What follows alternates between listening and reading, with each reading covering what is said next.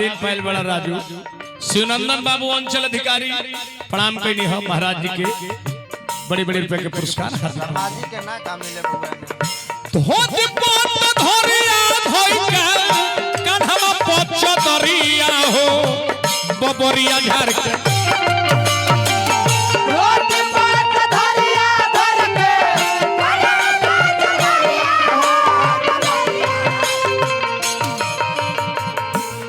घूमत होई हन कमन सहरिया हो बबरिया घूमत होई हन सहरिया हो बबरिया घूमत होई हन कमन सहरिया हो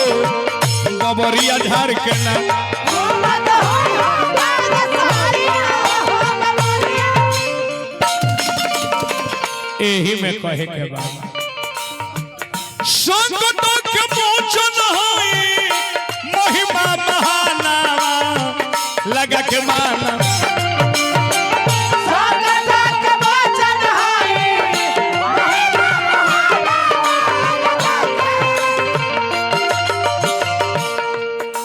जे खाना से वंचित रह गइल बनी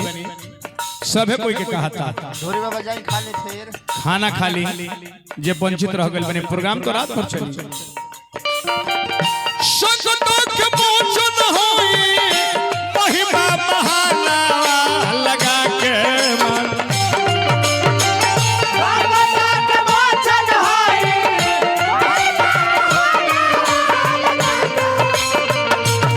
भजिला भजिल हो बानवा लगा के मानवा बदला बदला हाथ जाना लगा के भजिला हो रतनवा लगा के मानवा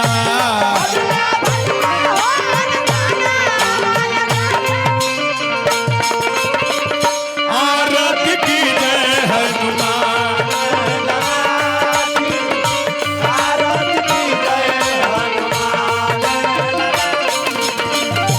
दोषन लाना रघुनाथ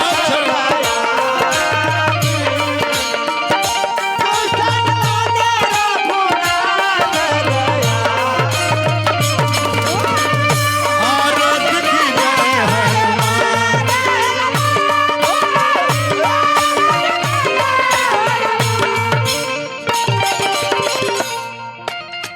जे दुनिया के मालिक के संकट से उबार दिले धन नहीं हनुमान जी भगवान राम के भाई लक्ष्मण के सजीवन बुटी रात रात लियान के संकट से प्राण के रक्षा करी तलांघ के समुद्र खोइनी लंकवा दहान के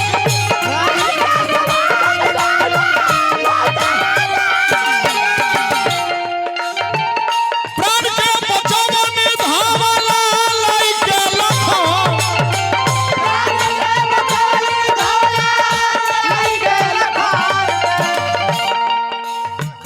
वो सही बचोई है आके कहे सुदर्शनवा लगा के मार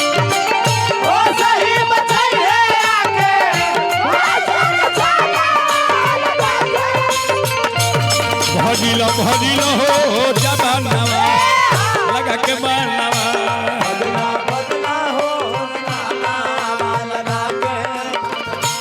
भजिला हो जवानवा वंदना हमर समाप्त वही नाम के बोला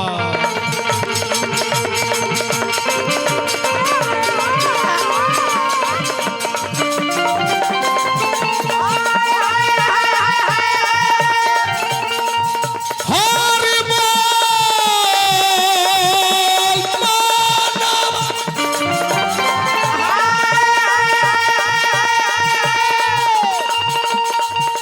हरि बोल अरे बोलू रे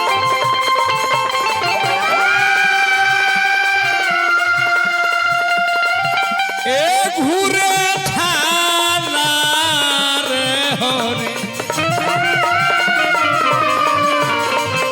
हरि बोल बोलो हरि बोल बोलो मानव जग में सुंदर हैं दो नाम, चाहे कृष्ण कहो या राम। राम और कृष्ण में ज्यादा अंतर नहीं थे। कतना अंतर बा मल्लिकार? राम 12 कला अवतारी थे, कृष्ण 16 कला अवतारी थे। राम पूर्ण अवतार थे, कृष्ण परिपूर्ण अवतार थे। राम जन्म ले दिन में तो कृष्ण जन्म ले रात में। राम जन्म ले चैत कंजोरिया में, कृष्ण जन्म ले भादो कन्हरिया में। राम जन्म ले महल में तो कृष्ण जन्म ले जेहल में। राम जन्म ले सुख में तो जिंदगी बीतल दुख में, और कृष्ण जन्म ले दुख में तो जिंदगी बीतल सुख में। कैसे बोले हे श्री सीताराम चाहे राधापति घनश्याम, बोलबे तो बोल पागल मनावा। हे श्री सीता हो राम, बोलबे तो बोल पागल।